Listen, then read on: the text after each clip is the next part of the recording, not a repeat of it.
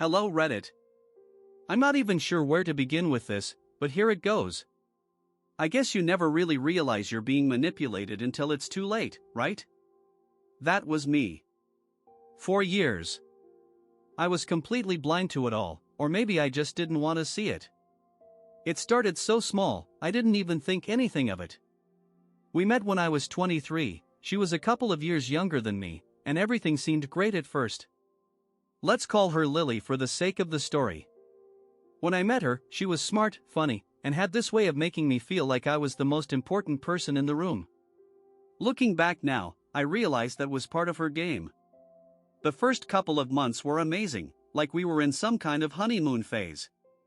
We did everything together, movies, trips, even random late-night drives. I thought I had hit the jackpot.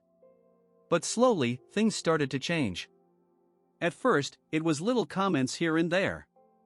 If I was hanging out with friends, she'd say things like, "Don't you want to spend time with me?" or "I thought you'd rather be with me than them." It wasn't too bad at first, and I thought it was just her being clingy. I kind of brushed it off because, well, I like spending time with her. But then it got worse. She started playing this game of guilt. Anytime I wanted to do something for myself, whether it was meeting up with a buddy or just having a day to chill, she'd make me feel guilty. "You don't love me anymore," she'd say, or "I guess I'm not important to you." And it worked. Every time, I'd cancel my plans or change them so I could be with her. I didn't see it as manipulation at the time. I saw it as compromise. Relationships require sacrifices, right? That's what I told myself. But the sacrifices became more frequent, and they were always on my end. I stopped seeing friends as much. I stopped doing things I loved because she always had some reason why I shouldn't. And when I'd call her out on it, she'd turn the tables so quickly that I'd end up apologizing. I swear she had this way of twisting things around to make me feel like the bad guy. I remember one time I had planned a weekend trip with a few friends I hadn't seen in months. We'd been planning it for weeks, and I was really looking forward to it. The day before the trip, she got sick. I put that in quotes because now I'm pretty sure she was faking it. But back then, I believed her. She said she felt awful and needed me to stay with her. Of course, I canceled the trip, despite my friends being pissed at me. And what do you know?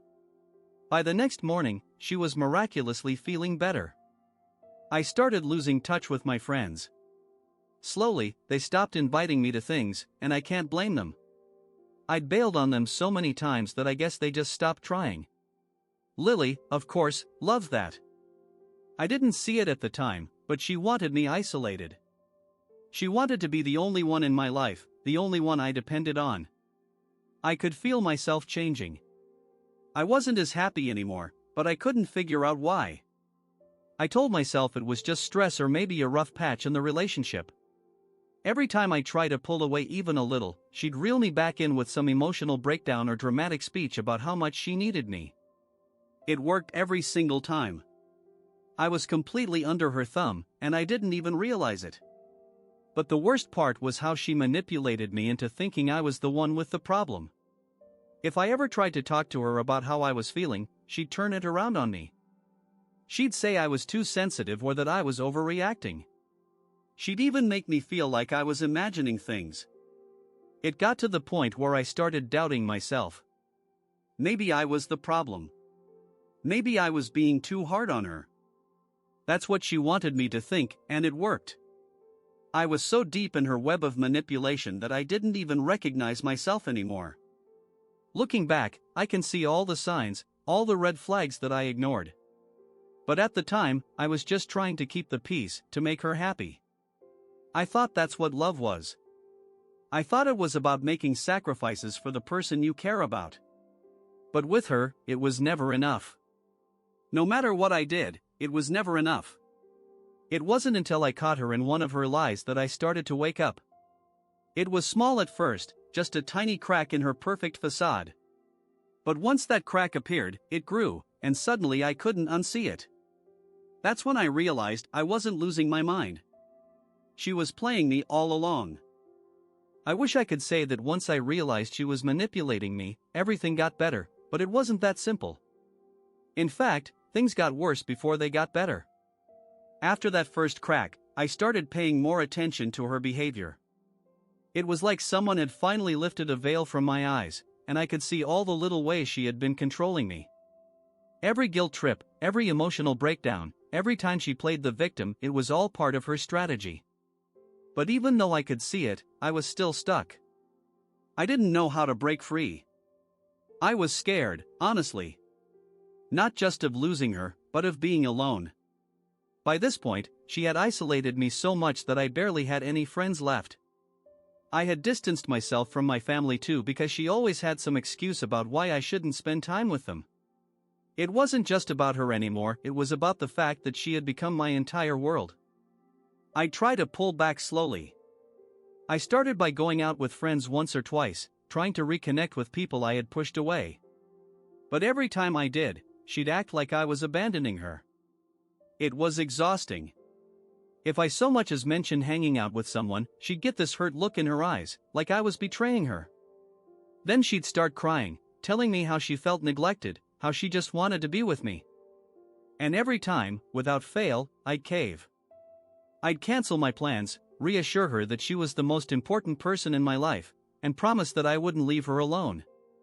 Looking back, I wish I'd been stronger. I wish I'd stood up for myself earlier. But at the time, it felt impossible. I was stuck in this cycle of manipulation and guilt, and I didn't know how to break free. Plus, there were still moments when she'd be the Lily I first fell for, sweet, caring, and affectionate. It was like she knew exactly when to turn on the charm and make me feel like things were going to be okay. But those moments were becoming fewer and farther between. One night, things hit a breaking point. We had been arguing more often, mostly about me wanting to have more space. She didn't like that. Anytime I suggested spending a weekend apart or even just having a night to myself, she'd act like I was being selfish or cold. It always turned into a fight. This particular night, I had just come back from grabbing a beer with an old friend. It had been a good night, one of the few times in recent memory where I felt like myself again. But when I walked through the door, I could tell something was off. Lily was sitting on the couch, arms crossed, staring at the TV but clearly not watching it. As soon as she saw me, she launched into this whole tirade about how I didn't care about her anymore, how I was distant and emotionally unavailable. It was the same script she always used, but this time I wasn't having it. I told her I needed space. I told her that her constant guilt trips were driving me crazy and that I couldn't keep living like this. For the first time in years, I was honest about how I was feeling, and I didn't sugarcoat it. I expected her to cry, maybe storm out or throw something. But instead, she did something that caught me completely off guard. She laughed. She actually laughed in my face. I was stunned. I had just bared my soul to her, told her how miserable I was, and she thought it was funny? "You're so dramatic," she said, rolling her eyes. "Honestly, do you even hear yourself? You act like I'm some kind of monster. Grow up." I didn't know what to say. I just stood there, staring at her, trying to process what was happening. This was the moment I had been dreading for years, the moment when I realized just how little she cared about me. That's when she dropped the bomb. "You know," she said, leaning back on the couch with this smug look on her face, "if you really want to leave, go ahead. I've got someone else who actually appreciates me." It felt like a punch to the gut. I didn't believe her at first. I thought she was just saying it to hurt me, to manipulate me into staying. But the look on her face told me she wasn't bluffing. She had someone else lined up, probably had for a while. All those times she guilted me into staying with her, all those emotional breakdowns and tearful apologies, they were just part of her game. She didn't need me. She was just keeping me around until she found something better. I wish I could say I walked out right then and there, but I didn't. I stood there like an idiot, trying to wrap my head around what she had just said. Part of me still couldn't believe it. How could she do this to me after everything we'd been through? How could she be so cold? But another part of me, probably the smarter part, wasn't surprised at all. This was who she was. This was who she had always been, and I had just been too blind to see it. I didn't leave that night, but the seed had been planted. For the first time, I wasn't just thinking about leaving, I was actually planning it. The days after that fight were a blur of emotions. I felt like I was living with a stranger. Everything about Lily felt different. It was like I could see through her now, and the person I thought I loved wasn't real. She wasn't the sweet, caring girl who needed me, she was calculating, manipulative, and cold. Every interaction we had from that point on felt like a game she was playing, and I was just another pawn on her board. I began to notice things I had ignored before. Little lies she told that didn't seem to add up. Times she'd say she was going out with her friends, but she'd come back hours later, smelling like a different kind of perfume, definitely not hers. I was too deep in my own head to confront her about it directly, but I knew something was off. It was around this time that I decided I needed to start making a plan. I couldn't just walk out without a safety net. She had me so tangled up financially and emotionally that leaving without thinking it through would have been a disaster. We were living together, our bills were intertwined, and I didn't have a backup plan. But I knew staying wasn't an option either. I started reconnecting with my old friends. Slowly at first. A text here and there, a coffee meetup with a buddy I hadn't seen in months. Most of them had already moved on with their lives, and I couldn't blame them. I had dropped off the face of the earth for years, all because of her. But to my surprise, a few of them were more understanding than I expected. One friend in particular, let's call him Mike, became my sounding board during this time. He had been there for me from the beginning, and even though I'd ghosted him 100 times for Lily, he was still willing to listen. Mike was the first person I told about the manipulation. I wasn't ready to admit it to myself, let alone anyone else, but when I sat down with him and started explaining everything, it just came pouring out. The way she isolated me made me feel guilty for the smallest things, and the emotional roller coaster she kept me on, it all sounded so much worse when I said it out loud. I realized how deep I was in. "Dude, you've got to get out of there," Mike said after I finished my rant. "I've been telling you that for years." I laughed it off, but deep down, I knew he was right. I had stayed for too long, convinced myself that things would get better or that I could fix her. But she wasn't someone you could fix. She was who she was, and I had to accept that. So I started planning my exit. I couldn't just leave her cold turkey, though. She had a way of pulling me back in, of making me feel like I needed to stay. I had to do this carefully. First, I opened a separate bank account. She didn't know about it, and I started diverting small amounts of money into it. Nothing too noticeable, just enough so that if things went south, I'd have a little cushion. Then I started looking for a new place. This part was tricky. We lived together, and it wasn't exactly easy to go apartment hunting without her finding out. But I managed to slip away a few times under the guise of work meetings or errands. The hardest part was pretending like everything was normal at home.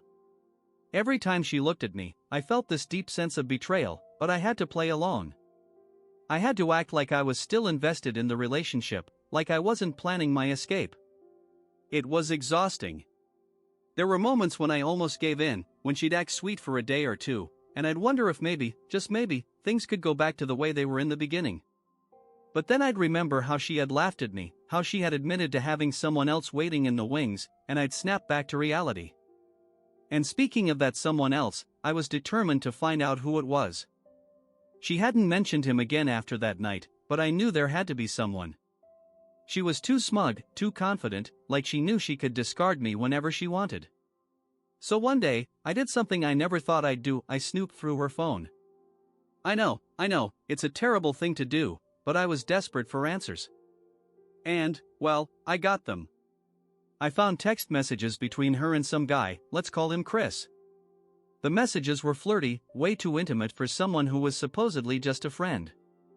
She had been meeting up with him, probably for months, while I was at work or out with the few friends I had left. The worst part? She wasn't even hiding it well. She just assumed I'd never look through her phone because she had me so wrapped around her finger.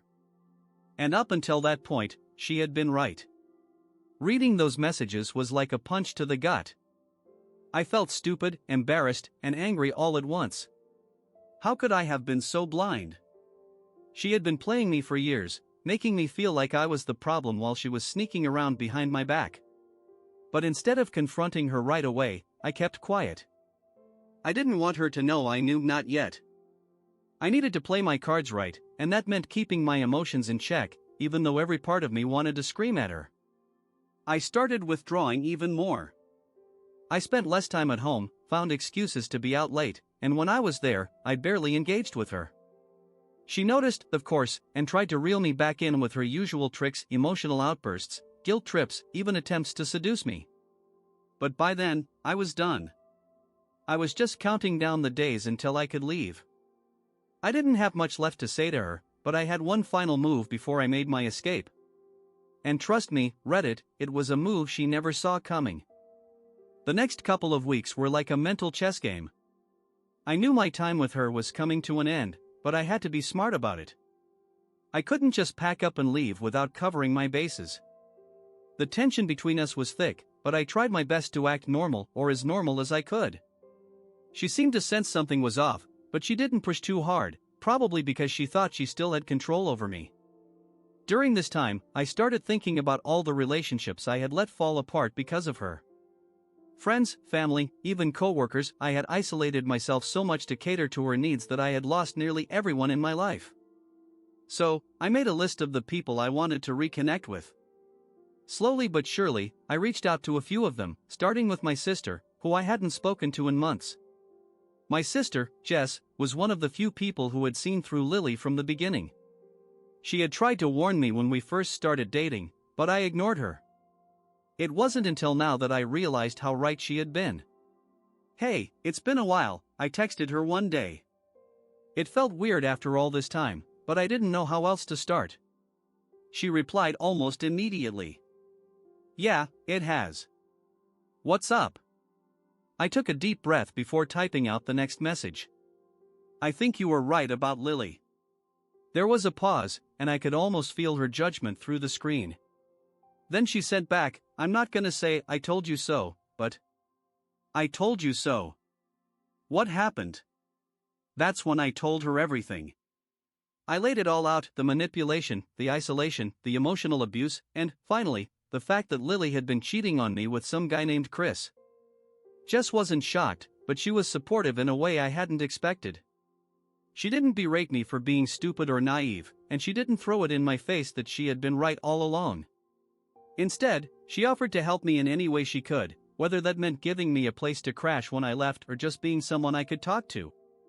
Having her back in my corner gave me the strength I needed to follow through with my plan. I wasn't alone anymore, and that made a huge difference. Meanwhile, at home, things were growing increasingly tense. Lily's behavior became more erratic. She was still playing her little mind games, but it was clear something was different. I think she could tell I was slipping away, but instead of pulling back, she doubled down on the manipulation. There were more tears, more guilt trips, more passive-aggressive comments about how I wasn't as attentive as I used to be. And every time I didn't react the way she wanted, she'd get more frustrated. But I stayed calm. I wasn't falling for her tricks anymore. I had my eyes on the prize, freedom. It wasn't long before I found a place to move. A small one-bedroom apartment on the other side of town. It wasn't much, but it was mine, and that's all that mattered. I didn't tell her about it, of course. I didn't tell her anything. The lease was signed, and I had a move-in date set for the end of the month. Now, all I had to do was wait for the right moment to leave. That moment came sooner than I expected. One Friday night, Lily came home late again. She had been doing that a lot lately, and while it used to bother me, I didn't care anymore. I knew she was with Chris or whoever else she was stringing along. I was just counting the days until I could walk out the door for good. But this night was different. She stumbled and drunk, which wasn't totally unusual, but there was something off about the way she was acting. She was slurring her words, laughing at nothing, and generally making a fool of herself. At one point, she tripped over her own feet and collapsed onto the couch, giggling like a maniac. "Looks like you had a fun night," I said dryly, not even bothering to hide my disdain. She looked up at me with glassy eyes, her laughter fading into a smug smile. "Oh, it was. Chris knows how to treat me right. I froze. She had never been this open about her affair before. Normally, she'd try to hide it, even if she wasn't doing a great job. But now, she was throwing it in my face, like she didn't care anymore. Maybe she thought I wouldn't do anything about it. Maybe she thought I was still too weak to leave. But what she didn't know was that I had already made my decision. I stood up and calmly walked to the bedroom. I grabbed a suitcase and started packing. I didn't even try to hide it. When I came back into the living room with the suitcase in hand, Lily sat up, her drunken haze fading slightly as she realized what was happening. "What are you doing?" she asked, her voice wavering. "I'm leaving," I said simply. "I'm done." Her eyes widened in shock, and for a moment, I thought she might actually cry. But instead, she scowled. "You're just going to walk out on me? After everything we've been through?" I didn't respond. There was no point. She could try to manipulate me all she wanted, but it wasn't going to work this time. As I headed for the door, she started yelling. I couldn't even make out half of what she was saying, but it was clear she was furious. I didn't care. I had spent too long trying to fix something that was never going to work. It was time to take care of myself for once. When I walked out that door, I felt a weight lift off my shoulders that I hadn't even realized was there. For the first time in years, I was free. But even though I had escaped her grasp, I knew this wasn't the end. Lily wasn't the type to let things go easily, and part of me was prepared for the chaos that would inevitably follow. Little did I know, the worst was yet to come. In the days after I left, I was waiting for the other shoe to drop. I knew Lily wouldn't let me go without a fight, but at first, it was eerily quiet. No texts, no calls, no dramatic attempts to drag me back into her web. It was almost like she was giving me space or plotting something. I settled into my new apartment, trying to get used to the idea of being on my own again. It felt strange at first. I had spent so many years in that toxic relationship that I had forgotten what it was like to have control over my own life. Every little decision felt empowering, choosing what to eat, where to go, who to talk to, without having to worry about her judgment or manipulation. I spent more time with Mike and Jess, both of whom were thrilled that I had finally cut ties with Lily. They helped me piece together the parts of my life I had lost in her shadow. We'd grab drinks after work, have long talks about everything from stupid memes to serious life stuff, and I started feeling like myself again. For the first time in a long time, I wasn't walking on eggshells. But then, as I expected, Lily finally struck. It started with the texts. At first, they were subtle, almost normal. She'd message me asking how I was doing, as if we were just casual exes who had drifted apart. I ignored them, not wanting to engage. I didn't know her anything, and I sure as hell wasn't going to let her suck me back into her games. Then the texts got more frequent and weirder. One day, she sent me a long message, pouring her heart out about how much she missed me and how she had made a mistake with Chris. She said she wanted to talk, that she wanted to work things out. I wasn't stupid, though. I knew this was just another one of her manipulative tactics, trying to guilt me into coming back. I ignored that message too, but I could tell she wasn't going to stop.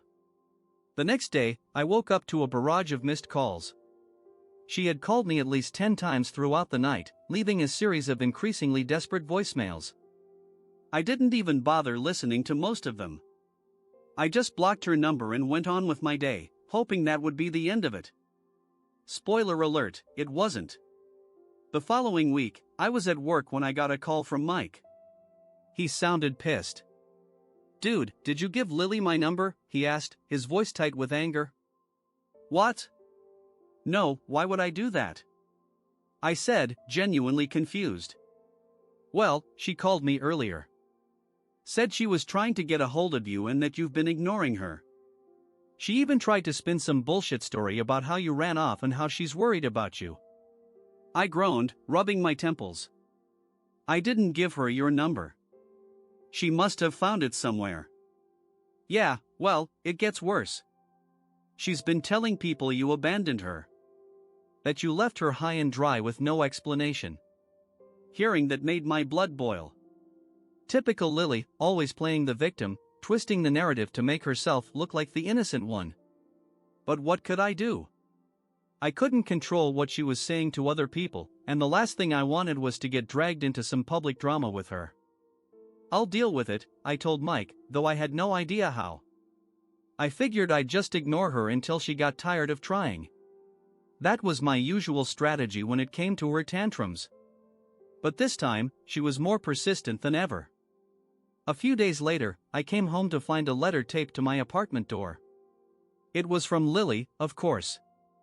I don't know how she found out where I lived, but at this point, I wasn't even surprised. I almost didn't want to read it, but my curiosity got the better of me. Inside was a long, handwritten note that started off with the usual manipulative nonsense: how she missed me, how she was sorry for everything, how she just wanted to talk things through. But as I kept reading, her tone shifted. The letter became darker, more ominous. She started accusing me of things I hadn't done, painting herself as the victim of my cold-hearted abandonment. She even hinted that she might do something drastic if I didn't come back to her. That last part sent a chill down my spine. For all her manipulations, Lily had never seemed dangerous before. But now, I wasn't so sure. I didn't know if she was just trying to scare me or if she was actually capable of hurting herself or worse, me. I took the letter to Jess, who immediately urged me to file for a restraining order. "She's unhinged," Jess said, reading through the letter with a frown. "This isn't normal behavior. You need to protect yourself." Part of me didn't want to escalate things that far. I didn't want to provoke Lily or make her feel like I was trying to ruin her life. But another part of me, the rational part, knew Jess was right. Lily was unpredictable, and I couldn't risk her showing up at my place or my job, or worse, trying to hurt me. So, I took Jess's advice. I gathered all the evidence I had: the texts, the voicemails, the letter. I filed for a restraining order, hoping that would be enough to keep her at bay. For a while, it seemed to work. The messages stopped, and Lily didn't show up at my apartment again. I was able to breathe a little easier, finally believing that this nightmare was coming to an end. But of course, it wasn't over. Not even close. One night, a few weeks later, I came home to find that my apartment had been broken into. At first, I thought it was just a random burglary until I saw what had been taken. All of my personal photos were gone. Every picture I had with friends, family, or just of myself had been ripped off the walls, taken from my photo albums, and even deleted from my computer. It was like someone was trying to erase every trace of my existence. And then I found the note. Scrawled on a piece of paper, taped to the mirror in my bedroom, were 4 simple words: "You can't escape me." I knew immediately who it was. Lily. The restraining order didn't matter. The police reports didn't matter. She was still out there, still watching me, still determined to make sure I could never truly get away from her. That's when I realized just how far she was willing to go. And that's when I knew I had to do something drastic. I couldn't believe what I was seeing. The note, the break-in, it felt like something out of a horror movie. My mind raced with thoughts of what she would do next. How had I let it get this far? Lily had always been manipulative, always controlling, but this? This was another level. She had crossed a line, and I had no idea how to handle it. I grabbed my phone, my hands shaking, and immediately called the police. As soon as the officer arrived, I showed him the note and explained the situation. He took down my statement and promised to investigate, but I could tell he wasn't taking it as seriously as I wanted him to. To him, it was just a domestic issue, something that could be resolved with a restraining order and some space. But I knew better. This wasn't going to stop until Lily got what she wanted or until I did something drastic to protect myself. The next few days were a blur of paranoia. Every time I left my apartment, I felt like someone was watching me. I started taking different routes to work, looking over my shoulder, checking my locks 3 or 4 times before I went to bed. I even bought a security camera and installed it outside my door, just in case she tried something again. Mike and Jess were worried, too. They knew how serious this was, even if the police didn't seem to. Mike offered to let me crash at his place for a while, but I didn't want to drag him into this mess any more than I already had. I had to face this on my own. Then, just when I thought things couldn't get worse, they did. One night, I was sitting in my living room, trying to distract myself with a movie, when my phone buzzed. It was a notification from the security camera app one had installed. I clicked on it, my heart pounding, and watched as the footage loaded. What I saw made my blood run cold. It was Lily. Standing outside my apartment, staring directly into the camera. She wasn't doing anything, just standing there, her face blank, as if she was waiting for something. She stayed there for what felt like hours, not moving, not even blinking. And then, as suddenly as she had appeared, she turned and walked away, disappearing into the night. I called the police again, but by the time they arrived, she was long gone. I showed them the footage, but they said there wasn't much they could do unless she actually violated the restraining order by trying to make contact with me. Just being outside my apartment wasn't enough, apparently. That was the breaking point for me. I couldn't live like this anymore. I couldn't keep looking over my shoulder, wondering when she was going to show up again. I had to do something that would finally put an end to this nightmare. That's when I decided to go after her. If the law couldn't protect me, I'd have to take matters into my own hands. I started digging. I knew Lily well enough to know that she wasn't as invincible as she pretended to be. There had to be something in her past, something I could use to get her to leave me alone. She had always been secretive about her personal life, her family, her past relationships. Maybe there was a reason for that. I spent hours online, searching through old social media accounts, public records, anything I could find. And eventually, I hit the jackpot. It turned out that Lily had a history of doing this, manipulating, controlling, stalking. I found an old forum post from a guy she had dated years ago, long before I met her. He described almost the exact same pattern of behavior, how she had wormed her way into his life, isolated him from his friends, and then terrorized him when he tried to leave her.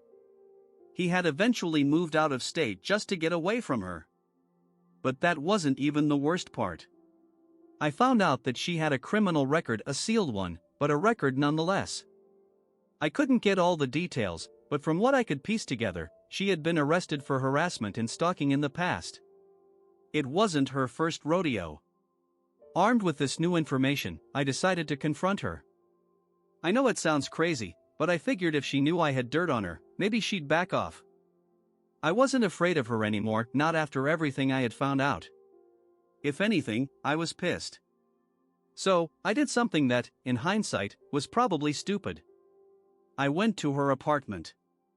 It was late, almost midnight, but I didn't care. I was done playing her games. I wanted this over with, one way or another.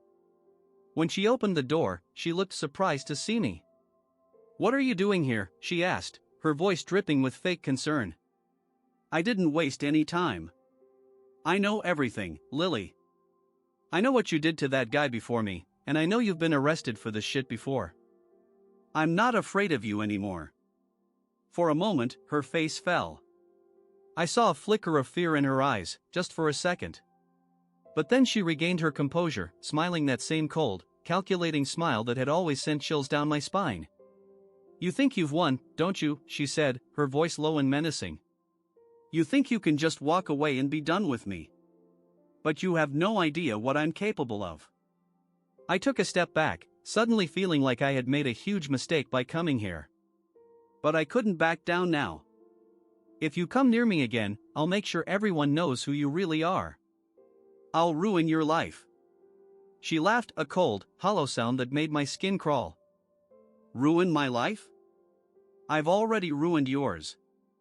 I turned and walked away before she could say anything else. My heart was pounding, my hands shaking.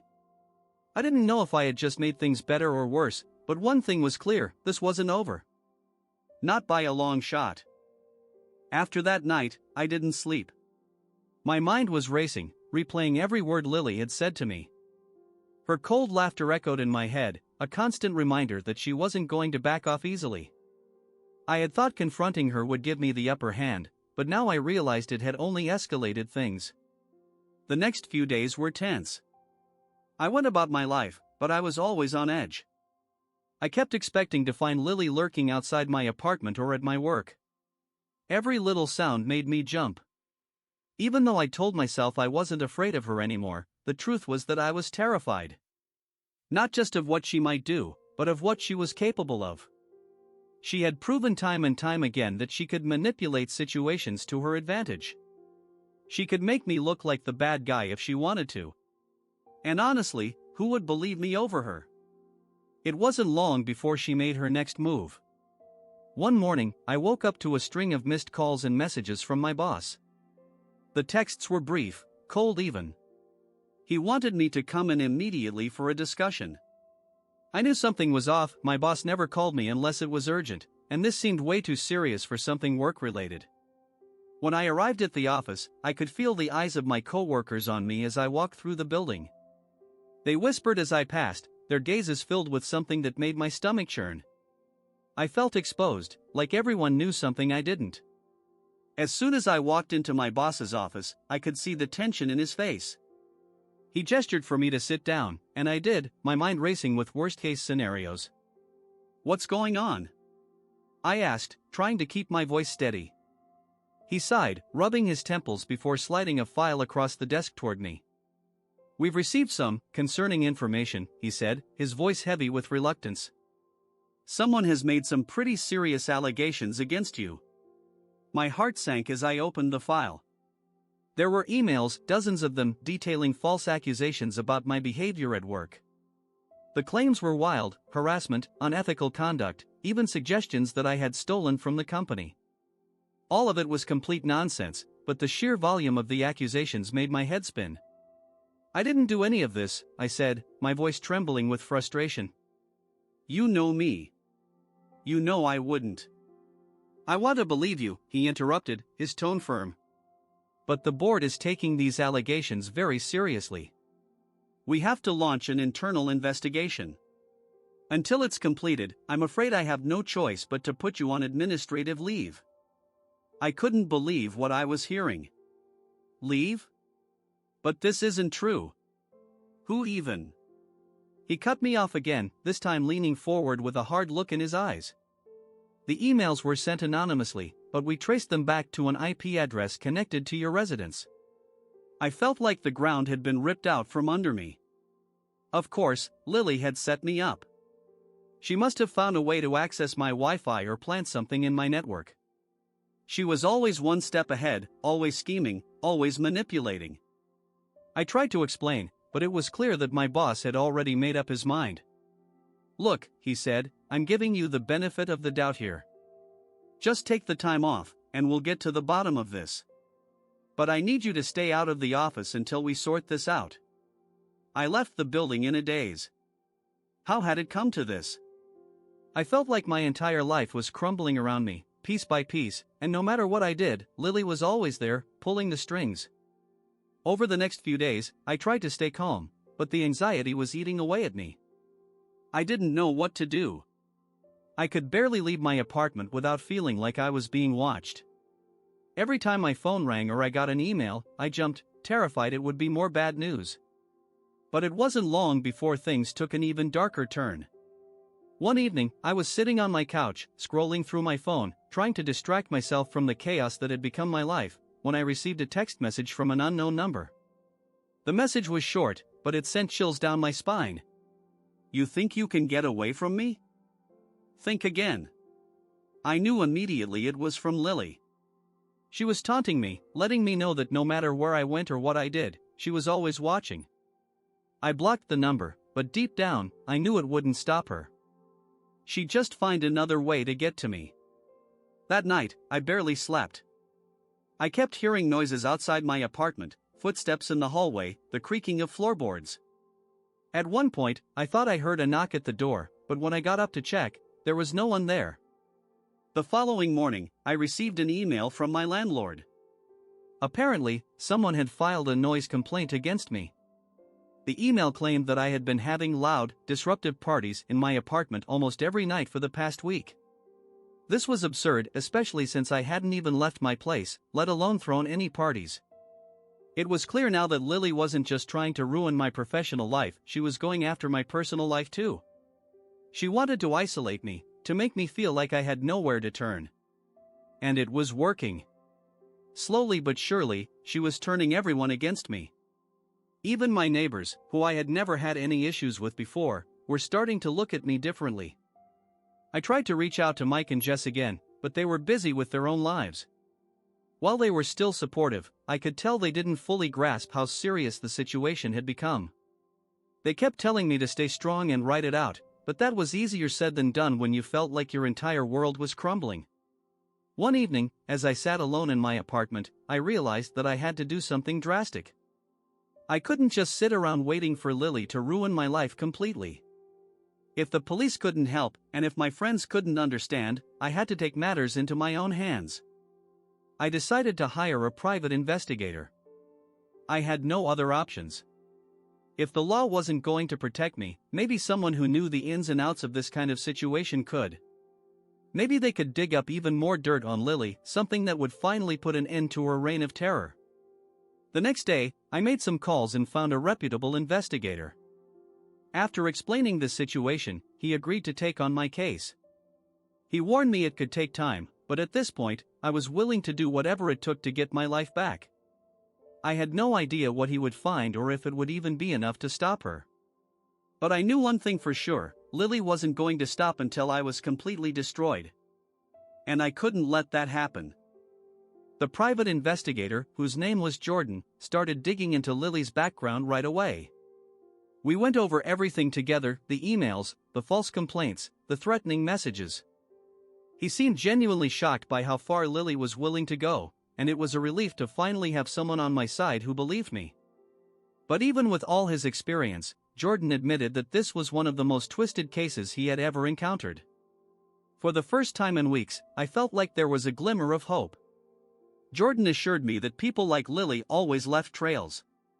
It was just a matter of time before we found something that would expose her for who she really was. In the meantime, I tried to keep my head above water.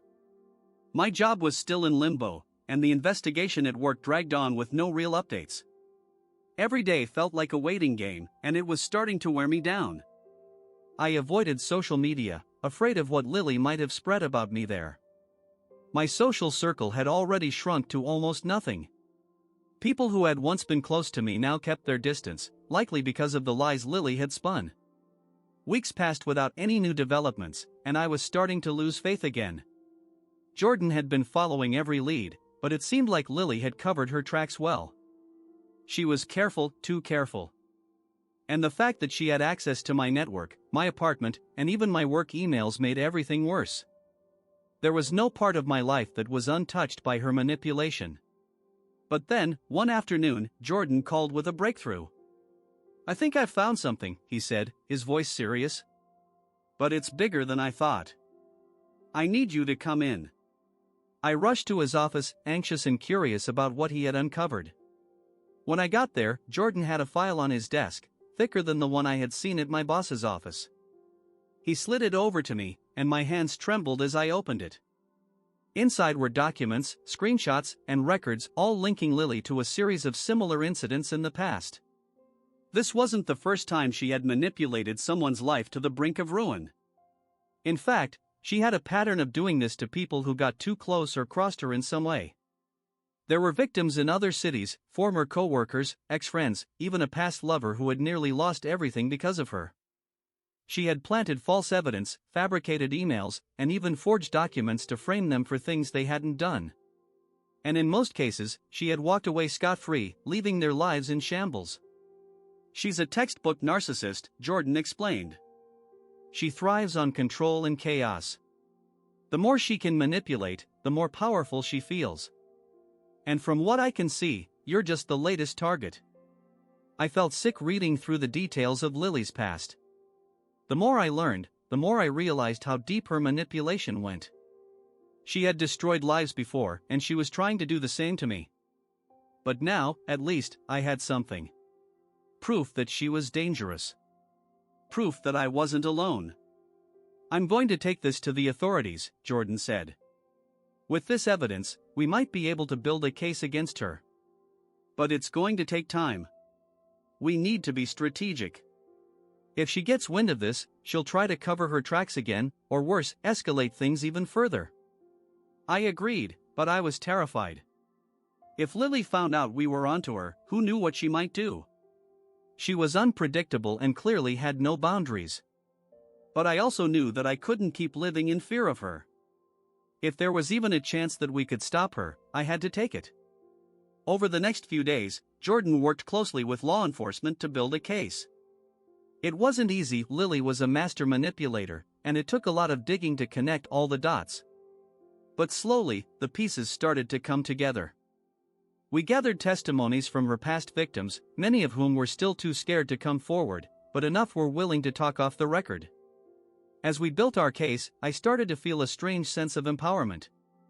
For the first time in years, I wasn't just reacting to Lily's manipulation, I was actively fighting back. I wasn't her puppet anymore, and that realization gave me strength. But I knew the battle was far from over. One evening, as I was sitting in my apartment, feeling a bit more hopeful, there was a loud knock at the door. My stomach dropped instantly. I wasn't expecting anyone. I hesitated, debating whether to answer it, but the knocking continued, louder and more insistent. When I opened the door, my heart sank. It was Lily. She stood there with that same smug smile, her eyes cold and calculating. "You've been busy," she said, her voice dripping with false sweetness. "Hiring a private investigator? Really? I thought you were smarter than that." I froze, panic rising in my chest. How did she know? Had she been watching me this whole time? My mind raced with 1,000 thoughts, but I forced myself to stay calm. I couldn't let her see how scared I was. "Lily, you need to stop this," I said, my voice steadier than I felt. "I know what you've done. We're building a case against you. It's over." For a brief moment, something flickered in her expression, surprise, maybe even fear. But it was gone as quickly as it came. She stepped closer, invading my personal space, and whispered, "You think you can beat me? I've destroyed people who are way smarter than you. You have no idea what you're dealing with." I could feel my hands shaking, but I didn't back down. "You're not going to win this time. People know the truth now." Lily laughed, that same chilling sound that had haunted my nightmares for weeks. "You think the truth matters? I can make people believe whatever I want them to. I always have." I didn't respond. I couldn't. My mind was racing with fear and anger, but I knew that engaging with her wouldn't help. Lily thrived on conflict, and I wasn't going to give her the satisfaction of a reaction. After what felt like an eternity, she finally stepped back. "This isn't over," she said, her voice low and menacing. "Not by a long shot." With that, she turned and walked away, leaving me standing in the doorway, shaken but resolute. I knew then that this was far from over, but I wasn't going to let her win. I had people on my side now. I had the truth. And I was ready to fight. After Lily left, my nerves were shot. I closed the door, double-checking the lock and peering through the peephole, half expecting her to still be lurking in the hallway. My mind was spinning. How had she found out about Jordan and the investigation? Did she have people watching me? Was she following me? The thought of her knowing my every move made my skin crawl. I tried to steady my breathing, but the panic was overwhelming. I felt trapped, like no matter what I did, she was always a step ahead. I called Jordan right away to let him know about the encounter. He listened carefully, then reassured me that this was part of Lily's game. "She's trying to rattle you," he said. "She wants you to feel like you're powerless, but don't give in to it. We've got the evidence. The walls are closing in on her, and she knows it." Despite his words, I still felt on edge. I couldn't shake the feeling that Lily wasn't going to back down easily. She was too deep into her lies, too skilled at manipulation to let something like the truth bring her down. But I knew Jordan was right. I had to stay strong, keep my head in the game, and not let her mind games break me. The next few days were tense. I found myself looking over my shoulder constantly, afraid she'd show up again or do something drastic. I was relieved when Jordan told me that the authorities had officially opened an investigation, but I knew it could be a long process. Lily was careful, she wouldn't go down without a fight. But at least now, the legal system was involved. It wasn't just me versus her anymore. One morning, I woke up to a new wave of panic. My phone had dozens of missed calls and texts from numbers I didn't recognize. My email inbox was flooded with messages, and my social media accounts were a disaster. Overnight, Lily had gone nuclear. She had posted a lengthy and detailed accusation against me on every platform she could find.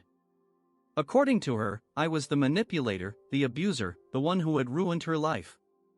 She painted herself as the victim, telling lies that were so twisted, I barely recognized the version of myself she was describing. Her posts spread like wildfire. People were reposting and commenting, offering sympathy to her, while hurling insults and threats at me. It was like my worst nightmare had come true. Lily had weaponized public opinion against me, and suddenly, I was on trial in the court of social media. No one knew the truth, and no one cared. They only saw her side of the story, and the damage was devastating. I called Jordan in a panic, my hands shaking as I tried to explain what was happening. He was calm, methodical, reminding me that this was exactly what we had been expecting.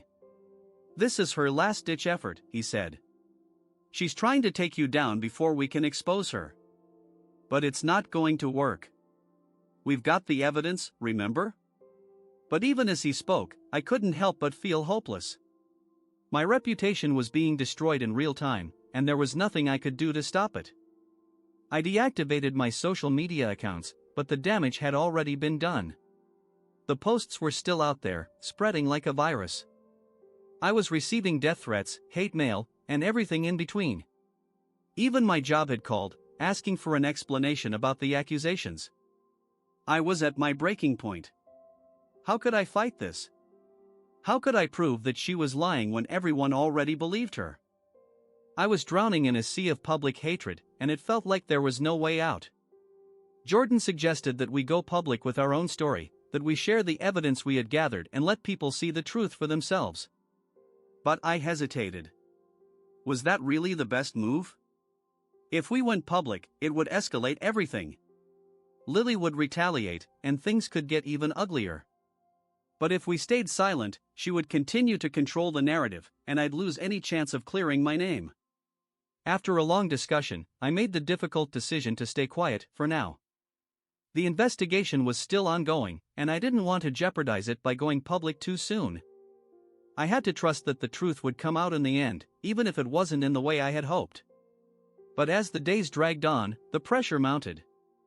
My job was still hanging in the balance, my relationships were strained, and I felt more isolated than ever. I was constantly looking over my shoulder, waiting for Lily's next move, wondering how far she would go to destroy me. One evening, just when I thought things couldn't get any worse, I received a letter in the mail. No return address, just my name written in a neat, familiar handwriting. My heart sank as I opened it. Inside was a single sheet of paper with a simple message: "You'll never escape me." The letter was signed with a name I hadn't heard in years, someone from my past who I had almost forgotten about. Someone who had once been close to both me and Lily. Suddenly, everything clicked. Lily wasn't acting alone.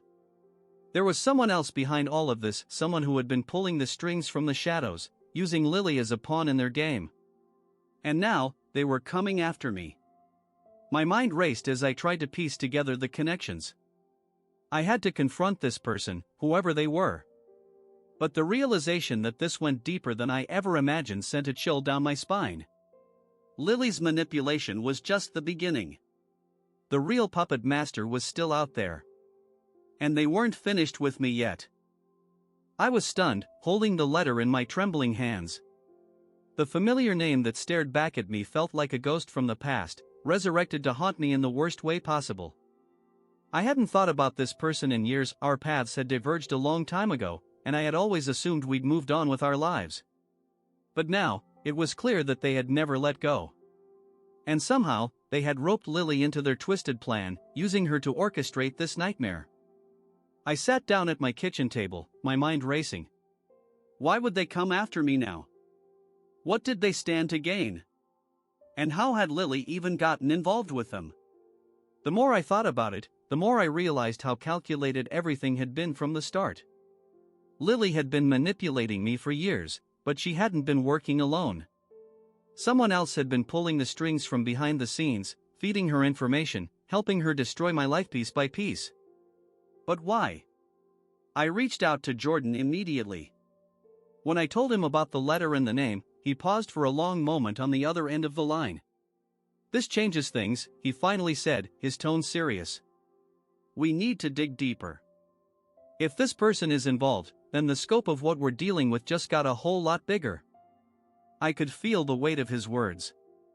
I had no idea what kind of storm I had been dragged into, but it was clear that things were about to get even more dangerous.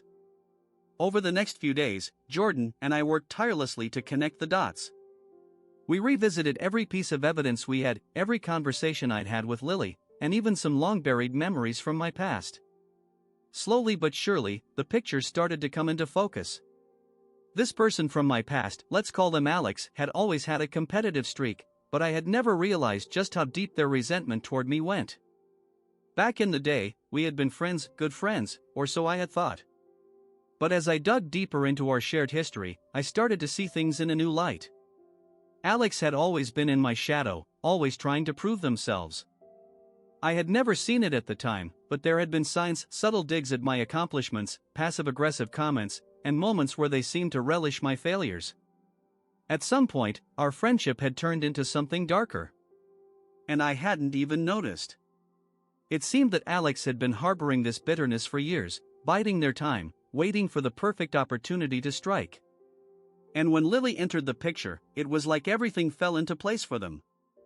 They had found someone who could do the dirty work, someone who could manipulate me in ways that Alex never could.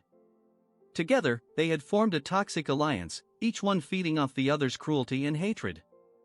Jordan's investigation uncovered even more disturbing details. There were messages between Lily and Alex, conversations where they discussed how to ruin me, how to push me to the edge. It was like they were playing some twisted game, seeing how far they could go before I completely broke. And now, with this letter, Alex was letting me know that they were still in control. The realization made my blood run cold. I wasn't just dealing with Lily's manipulation anymore, I was facing a long-standing grudge that had turned into full-blown obsession. Jordan urged me to be careful.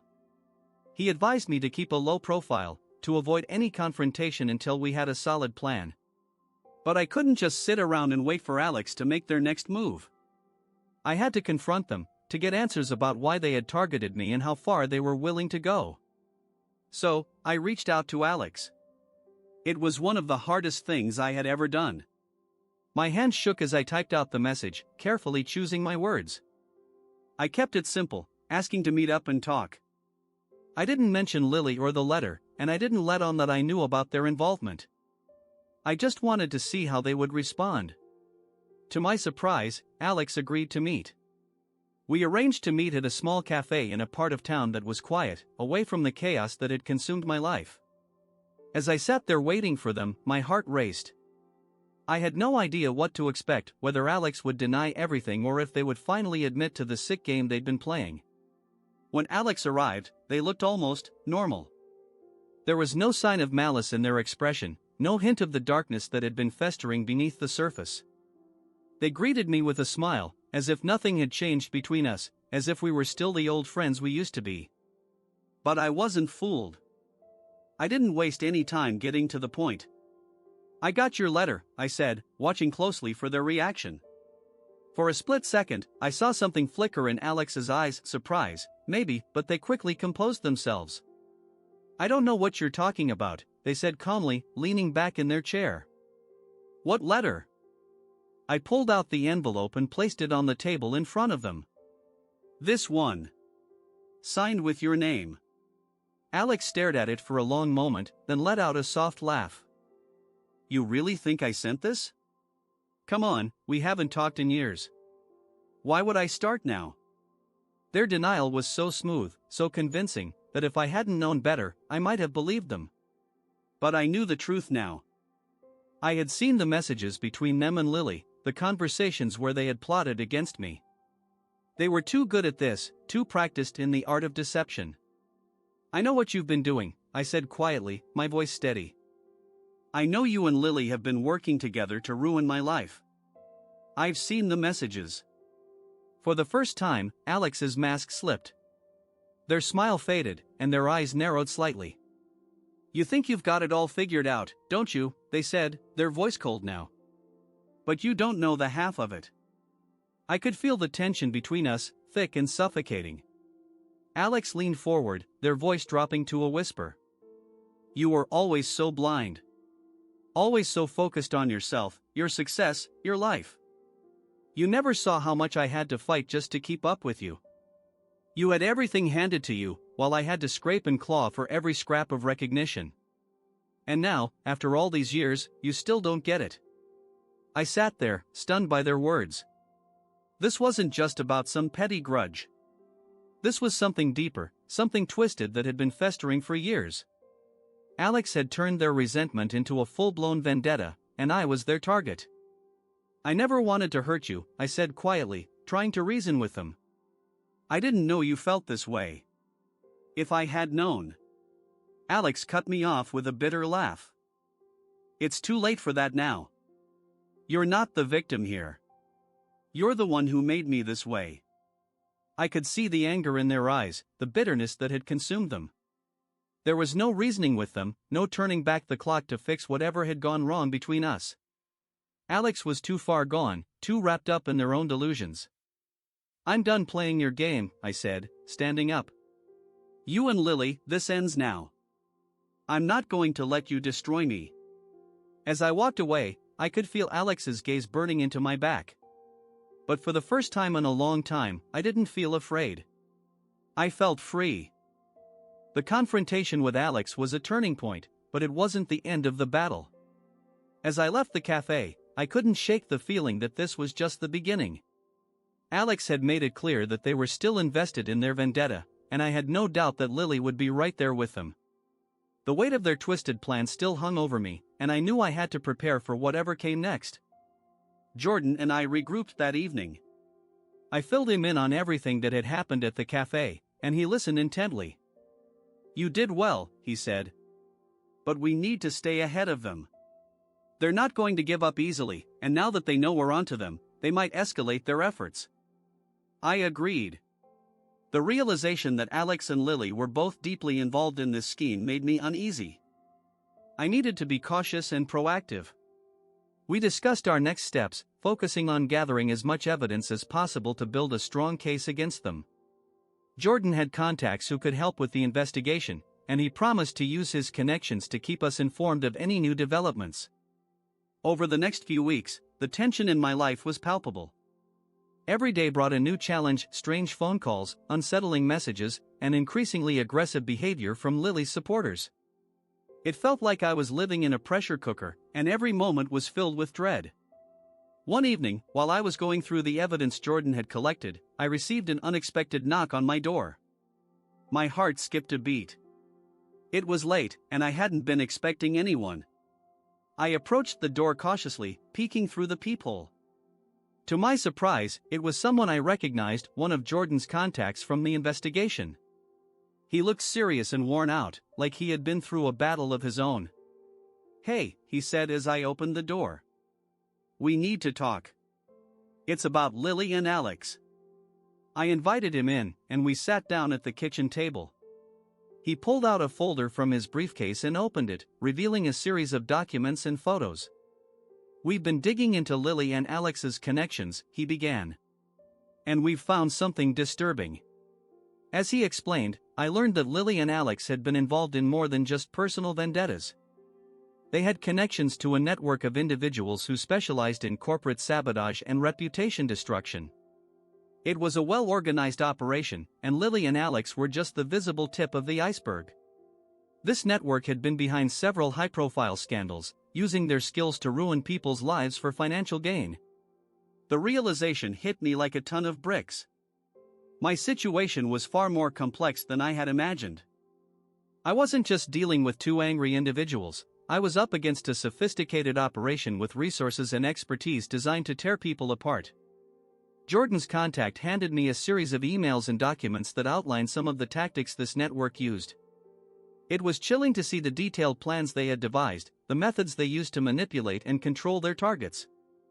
They had even developed strategies to create false narratives and manipulate public perception, exactly what Lily had been doing to me. "This is bigger than us," Jordan's contact said gravely. "But it's not insurmountable. With this evidence, we can build a case and take them down. But we need to be careful. They're watching us, and they'll do whatever it takes to protect their interests." I nodded, feeling a renewed sense of determination. I knew the fight wasn't over, but now I had a clearer understanding of what I was up against. I needed to gather more evidence, work with the authorities, and ensure that Lily and Alex were held accountable for their actions. The following days were a blur of activity. Jordan and I worked closely with his contact, reviewing the evidence, filing reports, and preparing for the next phase of the investigation. It was exhausting, but I felt a glimmer of hope. With each piece of evidence we gathered, we were one step closer to exposing the truth and putting an end to Lily and Alex's reign of terror. But just as I began to feel a sense of progress, a new challenge emerged. One night, as I was working late, my phone buzzed with an urgent message from Jordan. "We've got a problem," he wrote. "Alex is escalating. They've made a move, and we need to act fast." I felt a cold chill run down my spine. What now? I had already been through so much, and I wasn't sure how much more I could handle. But I knew I had to stay strong. I couldn't let Alex or Lily see me break. Not now, not ever. Jordan's contact arrived at my apartment shortly after, bringing with him a new piece of evidence that changed everything. It was a recording of a conversation between Alex and a high-ranking member of the network.